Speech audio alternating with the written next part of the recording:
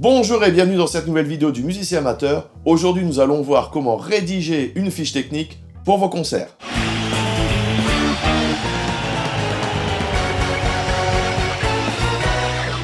Comment réaliser une fiche technique pour vos concerts?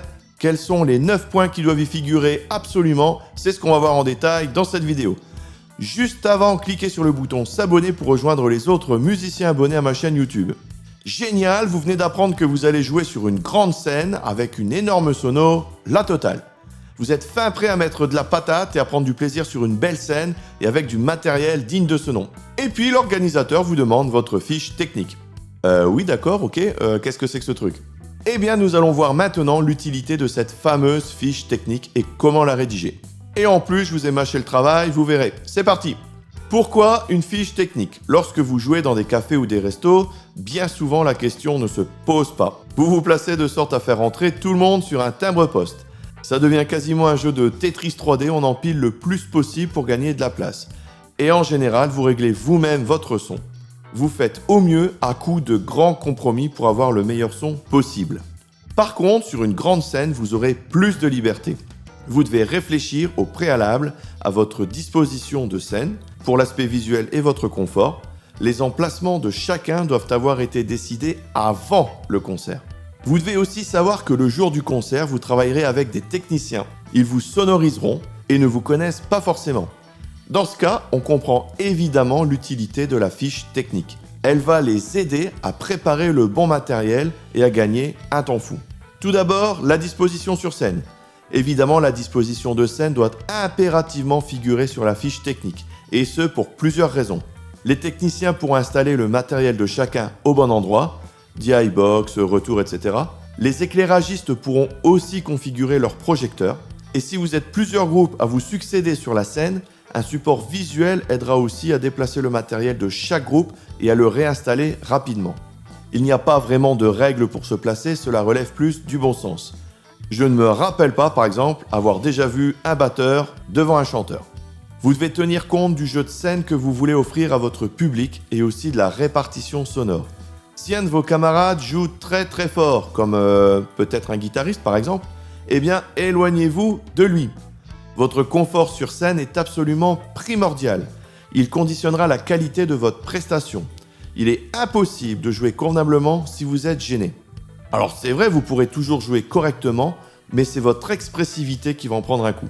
A contrario, j'ai connu beaucoup de musiciens trop vite gênés.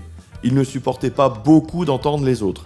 À mon avis, ce sont des personnes qui ont beaucoup eu l'habitude de jouer tout seuls, dans leur salon par exemple. Vous ne serez jamais dans les mêmes conditions sonores que dans votre salon. Apprenez à vous écouter parmi les autres, avec les autres. Faites attention aussi au retour partagé. Il se peut que vous soyez dans l'obligation de le faire parce qu'il n'y a pas assez de haut-parleurs ou pas assez d'auxiliaires sur la table. Dans ce cas, je vous conseille de séparer les instruments qui jouent sur la même plage de fréquence. Sinon, vous risquez un effet de masquage et vous aurez un brouhaha inaudible. Voyons l'aspect visuel. En musique live, l'aspect visuel est extrêmement important. Le public est là pour vous voir jouer.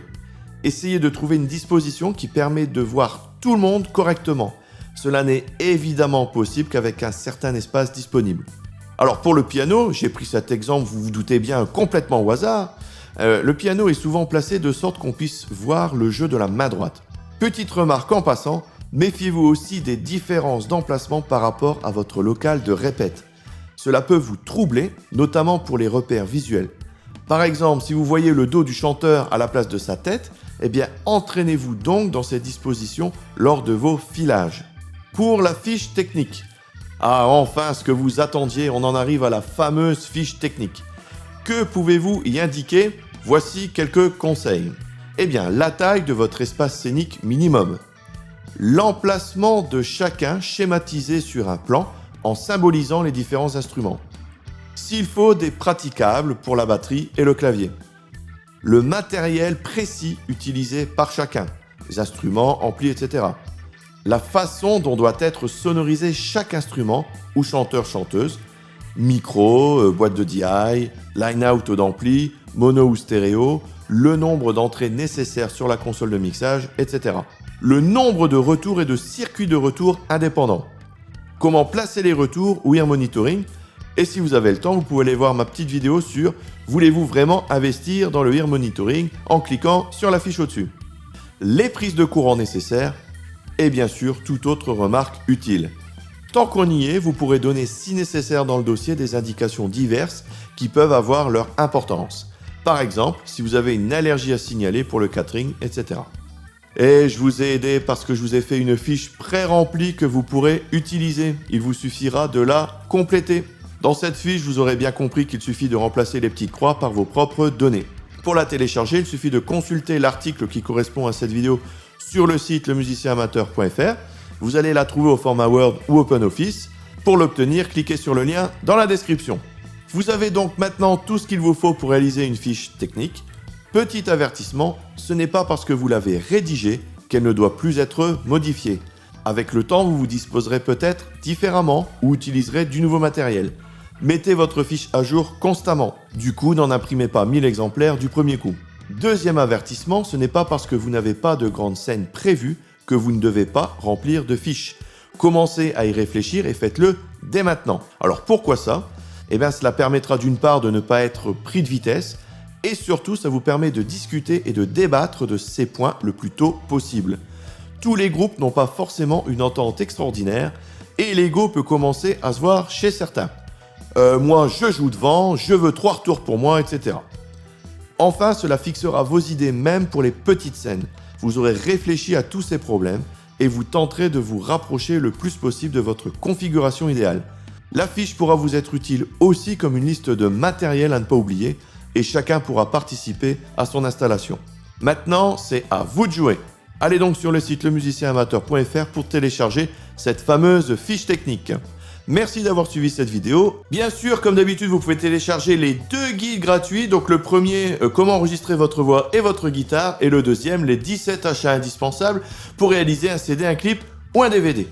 Et pour recevoir tout ça, c'est super simple. Cliquez sur le lien dans la description. Vous entrez votre prénom et votre email et vous recevrez tout ça automatiquement. Si vous avez apprécié la vidéo, cliquez sur le petit bouton j'aime juste en dessous, ça fait bouger la chaîne. Et n'oubliez pas de cliquer sur le bouton qui va bien pour vous abonner à la chaîne et ne louper aucune des prochaines vidéos. N'hésitez pas à laisser un petit commentaire juste en dessous si vous avez quelque chose à ajouter ou si vous avez des questions. Merci par avance, salut!